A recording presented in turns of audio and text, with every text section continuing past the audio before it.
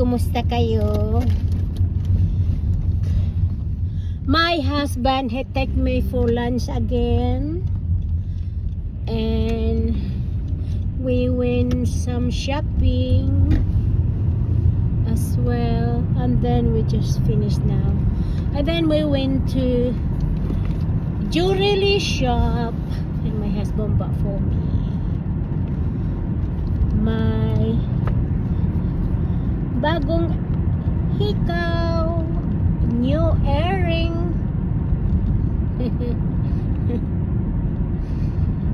So thank you for my honey. Thank you, honey. You're welcome. That's my earring there. My husband bought for me. So iyan guys, kapag palagi kayo magpaganda, malinis, maganda, paganda, katulad ko, charot.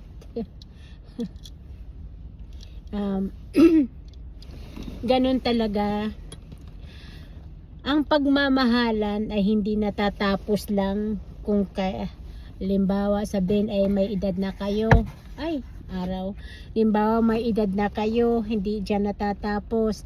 Ang pagmamahalan ay habang buhay yan.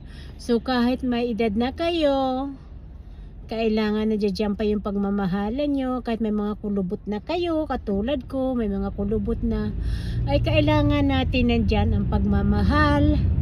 Hindi lang yung tinatawag nga mahal ha. Kailangan may flexion. Kailangan may romantic. Kasabihan nga, romantiko. Ganon guys. Kaya ganon kami mag-asawa. So kahit hindi ko okasyon, kung ano walang okasyon, ay binibilhan talaga niyan ako niyan. Minsan tumitingin lang kami na not safe time, just shopping, just look around, just shopping, window shopping. And then when I want something, my husband, he will buy for me if he's got money. If he got no money, it's okay, it's fine. So that's why I got my earring today. So ganyan ang pagmamahal. So ayan ang bagong earring ko.